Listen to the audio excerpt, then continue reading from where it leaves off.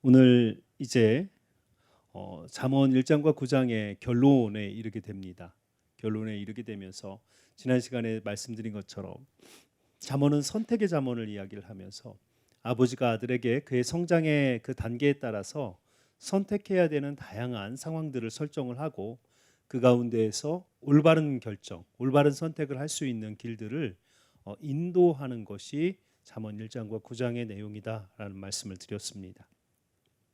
이제 마지막 장에 이르러서 이제 아버지는 아들에게 가장 중요한 결정, 결국 배우자 선택이라고 하는 그 결정을 할 때 두 종류의 배우자가 있다라고 하는 것을 이야기를 하면서 가장 먼저 우리에게 9장 1절에서 6절에 지혜 여인, 그래서 호크모트를 등장을 시킵니다.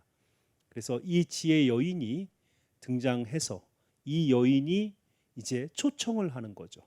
그래서 집을 짓고 7기둥을 갖춘 집을 지어서 안정된 집, 그리고 잔치를 준비를 해서 사람들을 불러 나에게로 와라 라고 초청을 하는 이러한 하나의 초청장이 아들에게 오고, 오늘 우리가 읽은 13절에서 18절에 보면 이제 미련한 여인이라고 나타나는 이 여인은 앞에서 나타나는 모든 부정적 여인의 대표 통칭입니다. 그러니까 음란한 여인, 이방 계집, 어리석은 여자, 뭐 음란한 여자 다 포함되는 통칭이 이곳에서 미련한 여인, 그러니까 나쁜 선택을 이야기를 하는 거죠.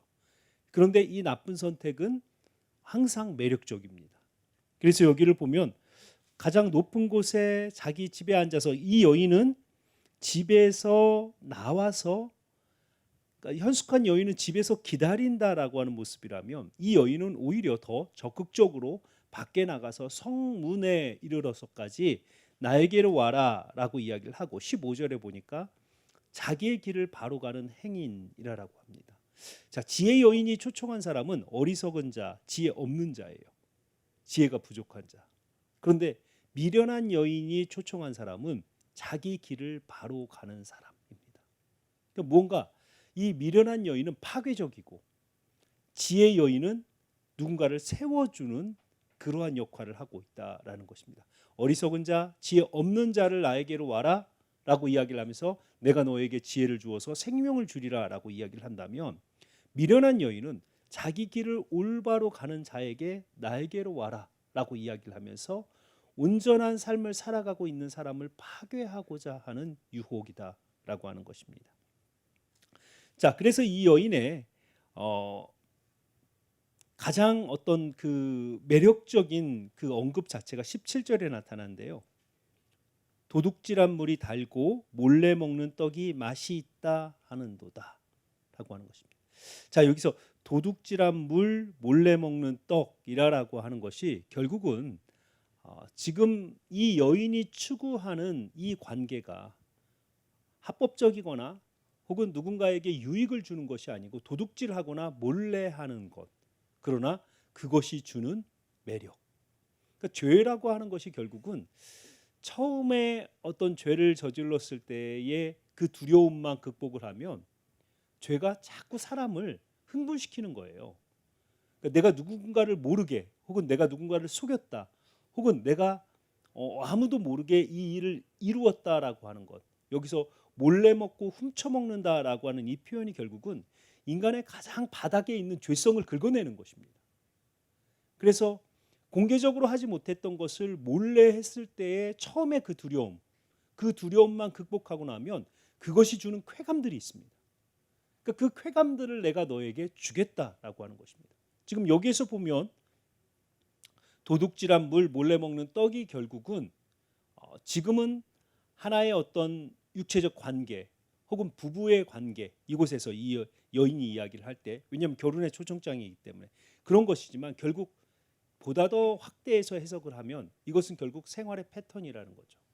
올바른 길이 아닌 그 길에서 떠난 모든 삶들이 가져오는 한 번의 두려움만 넘어가면 그 다음부터 찾아오는 쾌감, 누군가를 속였다라고 하는 것, 그리고 작은 노동으로 큰 유익을 얻었다, 사기를 치고, 이런 어떤 쾌감들을 내가 너에게 주겠다라고 하는 것입니다. 그런데 문제는 오늘 18절에 나타나는 것처럼 그녀의 방에는 항상 죽음이 있다라고. 이 7장하고 동일하죠. 7장에 한 여인이 나와서 그 젊은 나그네를 맞으면서 나의 집으로 가자. 내 집에는 화목제를 맞춰서 풍부한 음식이 있고 너를 맞으려고 내가 애굽에서 가져온 이불과 향료를 뿌렸다라고 이야기하면서 그 나그네를 자기의 집으로 초청을 하지만 그녀의 방은 죽음의 방이다. 그녀의 그 방에서 살아나온 자가 없다. 이렇게 이야기하면서 결국 이 미련한 여인의 이 선택에는 죽음이 따를 것이다 라고 경고를 하고 있는 것입니다. 그러니까 7장에 보면 그 여인의 유혹이 굉장히 달콤하거든요. 그러니까 그 달콤한 것이 이제 보다 더 구체적으로 17절에 보면 도둑질한 물 훔쳐먹는 떡이라고 하는 것으로 보다 더 구체화되어서 나타납니다. 자, 이제 문제는 아들은 이 두 개의 초청장을 받았습니다. 그러면 이 아들은 어떤 선택을 해야 되느냐? 아버지는 그것을 위해서 7절에서 12절에 보면 이제 잠언의 내용을 요약한 하나의 가르침을 전합니다. 바로 여호와를 9장 10절이죠. 여호와를 경외하는 것이 지혜의 근본이요 거룩하신 자를 아는 것이 명철이니라 라고 하는 것입니다. 자, 이곳에서 여호와를 경외한다라고 하는 이 사상이 잠언 전체 혹은 지혜서 전체의 핵심 주제가 되는 것입니다. 우리가 전도서를 살펴보았지만 전도서 12장 13절에도 결국은 여호와를 경외하는 것이라고 이야기하고 하나님의 명령을 따를 것이다 라고 이야기를 하면서 전도서 그 허무하고 헛된 인생을 가장 의미 있게 살게 만드는 것이 결국은 여호와를 경외하는 것이다 라는 것을 이야기를 하고, 욥기에서도 보면 28장 28절에 여호와를 경외하는 것이 지혜라 라고 이야기를 하면서 앞에서 욥과 세 친구들이 나누었던 고난의 원인이 무엇이냐라고 하는 이 논쟁과 뒷부분에 고난이 주는 의미가 무엇이냐라고 하는 이 두 개의 큰 대화와 담화를 가운데 28장 28절이 욥기의 가장 중심으로 잡으면서 결국 욥기의 가장 핵심은 무엇입니까? 라고 이야기를 하면 우리는 많은 경우에 욥기가 의인이 고난당하여 인내하면 복을 받는다. 이게 욥기의 주제라고 생각을 해요. 그러나 그렇지 않습니다. 28장 28절에 고난 중에도 여호와를 경외하는 자, 그러한 자가 하나님으로부터 받는 복, 이렇게 나오는 거예요. 그러니까 인내라고 하는 이것이 초점이 아니고 여호와를 경외하는 것이 욥기의 초점입니다. 그러니까 전체적으로 큰 지혜서의 핵심들을 보면 잠언은 선택의 잠언을 이야기를 합니다. 그런데 그 선택에 있어서도 여호와를 경외하는 자가 하는 올바른 선택. 전도서는 인생의 의미의 문제를 다룹니다. 부지런히 무언가를 했는데 전혀 의미 없는 인생을 살아갈 수도 있고, 혹은 즐거워하고 기뻐하면서 하나님이 주신 것 안에서 감사하며 살았는데 굉장히 의미 있는 인생을 살아가는 거예요. 그 원리, 그 중심이 뭐냐면 결국은 여호와를 경외하는 자가 하나님이 주신 것 안에서 먹고 마시고 즐거워하며 행복한 인생을 살아갈 수 있다라고 삶의 의미를 나누고, 욥기는 인생에서 고난, 어찌 보면 인간으로서 이해할 수 없는, 왜냐하면 의인의 고난이라고 하는 것은 인간 사회의 도덕적 율법이나 혹은 우리 성경의 율법에서도 신명기에 보면 의인은 항상 복을 받아야 돼요. 악인은 멸망을 당해야 되고, 이게 하나님의 약속입니다. 그런데 이러한 하나님의 명백한 약속이 우리의 삶 가운데서 이루어지지 않는 이러한 육체적 고난 혹은 그 고난이 가져오는 심적인 고난, 이 어찌 보면 인생에서 가장 우리의 이성과 경험으로 해결할 수 없는 이 고난의 문제를 우리는 어떻게 바라볼 것이냐라고 하는 이 점에서 결국은 고난을 여호와를 경외함으로 이겨내야 된다. 결국 잠언을 기록한 5가지 목적에서 보면 다섯 번째 1장 6절에 보면 오묘한 일을 깨닫게 하기 위함이다 라고 하는 이 오묘한 일이라는 이것이 결국은 인간이 이해할 수 없는, 그리고 우리의 어떠한 경험으로도 이해할 수 없는 일, 이 오묘한 일을 윙이라고 하는 단어를 사용해서 깨닫게 하기 위함이다. 바로 욥에게 필요했던 지혜가 잠언 1장 6절에 하나님께서 명령하시는 그 말씀과 오묘한 일, 행하시는 수수께끼와 사실은 수수께끼라라고 번역하는 게 맞습니다. 수수께끼라라고 하는 뭔가 인간의 어떤 즉각적인 경험으로 이해하지 못하고 한 번 더 생각해야 되는 그래야 답을 찾을 수 있는 수수께끼와 오묘한 일을 깨닫게 하기 위해서라고 하는 것입니다. 자, 이러한 것들이 결국은 잠언 안에서 이렇게 오묘한 일이 욥기 안에서는 인간의 고난, 특별히 그렇게 의로운 자 욥이 왜 고난을 당해야 하는가라고 하는 이 문제에 대한 답을 결국은 여호와를 경외함. 그래서 28장 28절 욥기에 보면 인간의 지혜, 전반부의 28장은 인간의 지혜를 가지고 사람이 땅을 파고 보석을 꺼낸 이야기를 합니다. 그것이 그 당시에 인간이 가지고 있었던 최고의 지혜입니다. 그러나 사람은 지혜가 어디 있는지를 알지 못하나니 라고 하면서 오직 하나님께서만 지혜가 어디 있는지 아시나니 라고 이야기를 하면서 하나님께서 행하심을 창조주 하나님의 그 역사하심으로 설명을 하면서 그러면서 28장 28절에 여호와를 경외하는 자가 곧 고난 속에서 삶의 의미를 찾아낼 수 있다라는 것입니다. 오늘 잠언에서도 마찬가지. 1장 7절, 9장 10절, 31장 30절에 여호와를 경외하는 사상이 나타나면서 인클루지오를 형성하는 거죠. 잠언의 처음과 끝, 1장과 9장, 그다음에 1장과 31장.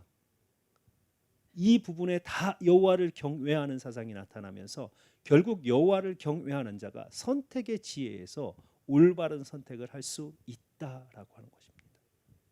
자, 이제 이렇게 되면 결국은 여호와를 경외함이 무엇이냐라고 하는 이야기를 이제 결론으로 다루어야 되는 거예요. 여호와를 경외함이라고 하는 것은 원어적 의미로 이야기하려면 이라트 야외라고 이야기를 하면서 야레라고 하는 두려워하다라고 하는 의미를 갖습니다. 그래서 영어에서는 the fear of the Lord 이렇게 번역을 했어요. 그러니까 여호와를 두려워함 이렇게 번역을 했습니다. 그런데 이 경외라라고 하는 단어가 사실은 단순한 두려움만을 의미하는 것은 아닙니다. 왜냐하면 이 야레라고 하는 이 단어가 여호와라고 하는 단어와 만나면서 두 개의 단어가 만나서 하나의 단어를 창출해내는 히브리어의 이 어떤 그 두 개의 명사구를 연합해서 또 다른 의미를 창출해내는 이러한 용법에서 보면 이라트 야웨라고 하는 이 단어가 결국은 하나님을 우리의 삶의 가장 우선순위에 두는 것. 그러니까 여호와를 경외함이라고 하는 것은 단순히 하나님을 무서워하는 것이 아닙니다. 여호와를 경외하는 것은 우리가 어떤 생각을 하거나 어떤 결정을 할 때 항상 하나님을 먼저 생각하는 것. 하나님을 먼저 그리고 그 삶의 가장 우선순위에 하나님을 두고 결정하는 것. 이것이 여호와를 경외한다라고 하는 하나님을 경외한다라고 하는 이 의미입니다. 그래서 이 의미가 가장 잘 나타난 것이 창세기 22장에 하나님께서 이삭을 번제로 드리라라고 이야기를 할 때 아브라함이 이삭을 붙들고 그의 목을 치려할 때 하나님께서 그를 말리시면서 12절에 내가 이제야 네가 하나님을 경외하는 자인 줄 알았노라. 그때가 적어도 하나님께서 아브라함을 75세에 부르시고 100세의 아들을 낳게 하고 이 이삭이 15세 이상의 청년이 됐다면 40년 동안 아브라함과 하나님이 함께 교제를 했던 시간이고 하나님은 아브라함에게 나의 친구라라고 부르면서 친밀한 교제가 있었지만 40년이 지난 그때서야 하나님께서 아브라함에게 하신 말씀이 뭐냐면 내가 이제야 네가 하나님을 경외하는 자인 줄 알았노라. 어떤 사건을 통해서 그렇습니까? 가장 소중한 아들 이삭보다 하나님의 명령을 먼저 생각하는 그 결정. 그 결정을 보고 내가 너는 하나님을 경외하는 줄 내가 이제야 알았다라는 것입니다. 우리의 인생 가운데에서도 지금 가장 중요한 결정, 우리의 마음속에 가장 소중하게 생각하는 것들 있잖아요. 그러니까 이러한 것들 앞에 하나님을 둘 수 있는 결정을 하는 자가 여호와를 경외하는 자라는 것입니다. 그러니까 인생의 고난의 문제, 허무의 문제, 선택의 문제, 이 모든 것들은 하나님을 우리의 결정 뒤에 놓으면 항상 재앙이에요. 항상 원망할 수밖에 없고요.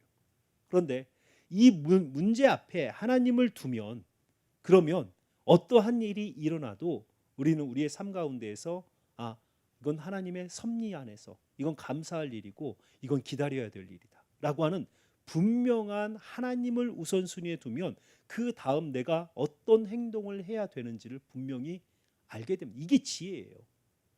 고난 중에서 내가 이 고난을 피해가고자 몸부림치지 않고 이건 하나님이 주신 고난이라면 기다려야 된다. 이것을 얻는 것이 지혜인 거예요.